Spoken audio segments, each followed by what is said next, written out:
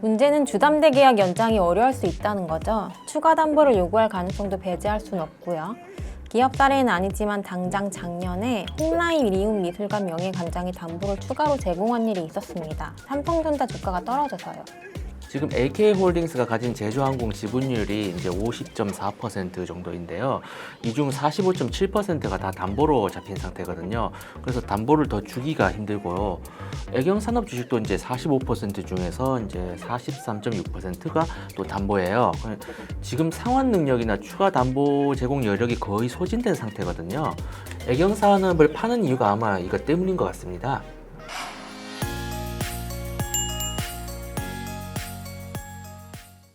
회계는 기업의 언어라고 하죠. 재무제표의 숫자로 현상을 들여다봅니다. 오늘은 애경산업 매각을 진행 중인 애경그룹을 좀 살펴보려 하는데요.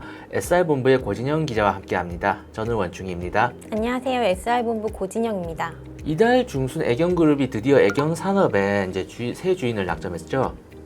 네, 매도 주체는 AK홀딩스와 애경자산관리인데요. 최근 태강산업 측과 주식매매 MOU를 체결했습니다. 지금 AK홀딩스, 애경자산관리가 애경산업 지분을 각각 45.08%, 18.05%씩 보유하고 있고요. 매각가는 4천억대 후반입니다. 애경 측이 애초 기대했던 수준은 한참 모자라지만 솔직히 괜찮은 가격이죠. 이르면 연내, 늦어도 내년 초에 이제 딜이 마무리될 것 같은데요. 애경그룹에겐 굉장히 좀 큰 변화 아닙니까? 그룹의 모태가 이제 애경산업인데 제가 알기로는 1950년 당시 이제 애경유지공업으로 시작해서 지금까지 왔거든요. 그룹의 역사와 정체성을 상징하는 이제 회사를 판다는 건데 이거 보통의 결심이 아닌 것 같아요. 이렇게까지 절박했던 건가요? 사실 애경그룹엔 다른 선택지가 별로 없었습니다. 재무적 이유가 가장 큰데요. 지주사인 AK홀딩스의 재무 부담이 지금 감당하기 어려운 수준입니다. 코로나 이후 계열사들한테 유동성을 지원해주다가 차입금이 너무 불었거든요. 이게 그동안 출자 내역인데요. 보니까 2020년부터 이제 작년까지 제주항공에만 4차례 2,872억 원을 퍼줬거든요. 아마 코로나 탓인 것 같은데 AK플라자와 AKIS에 지원한 금액까지 합치면 이제 4,500억 정도 됩니다. 여기에 AK플라자에 1,000억을 또 빌려준 상태고 이 돈을 또 상당 부분 차입으로 충당했죠. 그렇습니다. 코로나 전인 2019년만 해도 AK홀딩스는 순차입금이 900억 원도 안 됐거든요. 하지만 올해는 6월 말 6천억 원을 넘겼습니다. 6년간 5천억 원 이상이 늘었다는 건데요. 방금 2020년 이후 계열사에 내준 돈이 4,500억 원 정도라고 하셨잖아요. 차입 증가폭이랑 규모가 비슷하죠? 밖에서 자금을 빌려와서 어려운 자회사들을 도와줬다는 얘기입니다. 애경 자산관리도 사정이 빠듯하고요. 그러고 보니 AK홀딩스가 이제 지주사라고는 하지만 사실 애경그룹은 약간 옥상옥 구조를 갖고 있잖아요. 애경자산관리가 AK홀딩스 지분 한 18.9%를 들고 있는데 이번에 매각하는 애경산업 지분도 한 18% 정도 보유 중이고요. 네, 애경자산관리는 연매출이 겨우 300억 원밖에 안 되는데요. 굉장히 중요한 곳입니다. 최영석 총괄 부회장, 그러니까 장영신 애경그룹 회장이 장남이죠. 아무튼 최 부회장을 비롯해서 오너일가가 지분을 100% 가지고 있으니까요. AK플라자 최대 주주기도 하고요. 지배구조 정점에 있는 회사인데 사장이 빠듯하다는 게 이게 무슨 뜻일까요? 그간 AK홀딩스뿐 아니라 애경자산관리도 같이 그룹사들을 지원해줬거든요. 이게 2020년 이후 출자 내역입니다. 제주항공하고 AK플라자, AKIS에 각각 200억 정도 출자했네요. 총 600억이면 회사 규모와 비교할 때는 상당히 좀 부담이 크겠네요. 그렇죠. 그래서 애경자산관리도 AK홀딩스와 마찬가지로 차입 부담이 확대됐습니다. 작년 말 순차입금이 536억 원 정도예요. 코로나 전보다 350억 원 정도 많아졌고요. 두 회사 모두 차입이 늘어나는 건 알겠는데요. 당장 갚아야 할 돈은 좀 대충 얼마 정도 되는 겁니까? 애경산업 매각하게 나선 걸 보면 상환 압박이 좀 컸던 것 같은데요.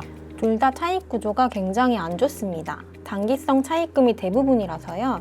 AK홀딩스는 총 차입금이 83%, 애경자산관리는 79% 정도가 단기성이거든요.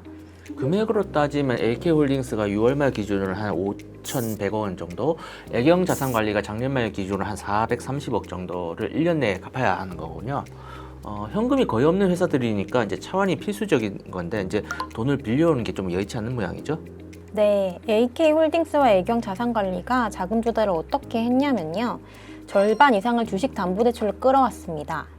AK홀딩스는 3,180억 원, 애경자산관리는 399억 원을 주담대로 빌린 상태예요. 담보로는 애경산업과 제주항공, 애경케미칼, AK홀딩스 주식을 다양하게 맡겼고요. 특히 AK홀딩스는 제주항공 주식을 담보로 2천억 원 이상을 대출했습니다. 잠깐만요. 제주항공은 올 들어 주가가 좀 많이 떨어지지 않았나요? 뭐 여객기 참사가 작년 말이었으니까요. 지금 주가가 한 6,600원 정도 하는 것 같은데 사고 전과 비교하면 20% 정도 떨어진 수치거든요. 주담대에는 영향이 없나요? 영향이 있습니다. AK홀딩스가 제주항공 주식을 담보로 대출한 금액 중에서 1,000억 원 정도가 담보 유지 비율을 못 맞추고 있거든요. 여기서 잠깐. 담보 유지 비율은 주식 담보 대출에서 대출을 유지하기 위해 반드시 확보해야 하는 주식의 가치와 대출 금액의 최소 비율을 말합니다.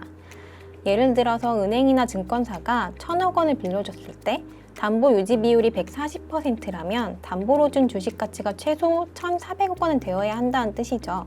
그 밑으로 떨어지면 돈을 빌려준 쪽이 마진콜, 즉 추가 증거금을 요구하게 되는데요. 이걸 못 채우면 담보 주식을 강제로 팔아서 대출금을 회수합니다. 이걸 반대 매매라고 하고요. 하지만 실제로 이제 담보 유지 비율을 못 맞춘다고 해서 이제 반대 매매로 이어지는 경우는 상당히 드물잖아요. 보통 기업과의 거래 관계를 고려해가지고 증권사나 이런 대출 회사들이 유연하게 좀 시간을 주잖아요. 그렇긴 한데요. 문제는 주담대 계약 연장이 어려울 수 있다는 거죠. 추가 담보를 요구할 가능성도 배제할 순 없고요. 기업 사례는 아니지만 당장 작년에 홍라인 이웃미술관 명예관장이 담보를 추가로 제공한 일이 있었습니다. 삼성전자 주가가 떨어져서요. 지금 AK홀딩스가 가진 제주항공 지분율이 이제 50.4%인데 이 중 한 45.7%를 담보로 맡긴 상태니까 이제 담보를 더 주기가 힘들겠네요. 애경산업 주식도 이제 45% 중에서 43.6%가 이제 담보로 잡혀 있거든요. 지금 상환 능력이나 추가 담보 제공 능력이 거의 소진된 상태인데 이것 때문에 아마 애경산업을 파는 것 같아요. 맞습니다. 이 밖에 AK홀딩스가 애경케미칼 주식을 담보로 차입한 돈 중에서도 200억 원이 지금 마진콜 선을 넘었거나 간당간당한 수준이거든요. 이자 부담도 있기 때문에 애경산업을 매각하면 주담대 상한에 적지 않은 부분을 쓸 것으로 보입니다. 애경자산관리도 마찬가지고요. 그런데 매각카드로 꺼내든 게 이제 애경산업이잖아요. 왜 하필 애경산업이죠? 중요도로 따지면 AK플라자가 오히려 그룹의 타격이 덜할 것 같은데? 그건 맞는 말씀인데요. AK플라자는 지금 매력적인 매물이 안 됩니다.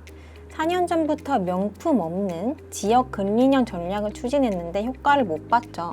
백화점 업계는 지금 소비 양극화로 명품이 떠받치고 있으니까요. 2020년 이후 계속 적자 행진 중입니다. 요즘 M&A 시장이 만만치 않은데 잘 팔리기 어렵겠죠? 어쨌든 아쉽긴 합니다. 애경그룹 구조를 보면 이제 애경산업이 애경케미칼이나 제주항공보다 매출 규모는 적어도 이제 가장 안정적으로 오랫동안 이익을 시현하는 회사거든요. 그룹 입장에서는 든든한 캐시카우가 사라지는 거잖아요. 그래서 이번 매각은 한편으론 어쩔 수 없는 결정이지만 다르게 보면 굉장히 리스키하기도 합니다. 단기적인 유동성 압박은 벗어날 수 있어도 그룹의 성격 자체가 근본적으로 바뀌거든요. 지금까지는 화학과 항공산업의 변동성을 소비재 사업이 보완하는 역할을 했습니다. 하지만 이제 외부 변수에 민감한 산업에 고도로 집중된 사업 구도를 갖게 된 거예요. 다각화를 포기하고 재무 개선을 선택한 이제 전략적 이제 트레이드오프로 볼 수 있겠네요. 재무제표는 더 건전해지겠지만 그 이익 구조는 위험 부담이 좀 커졌다고 볼 수 있을 것 같아요.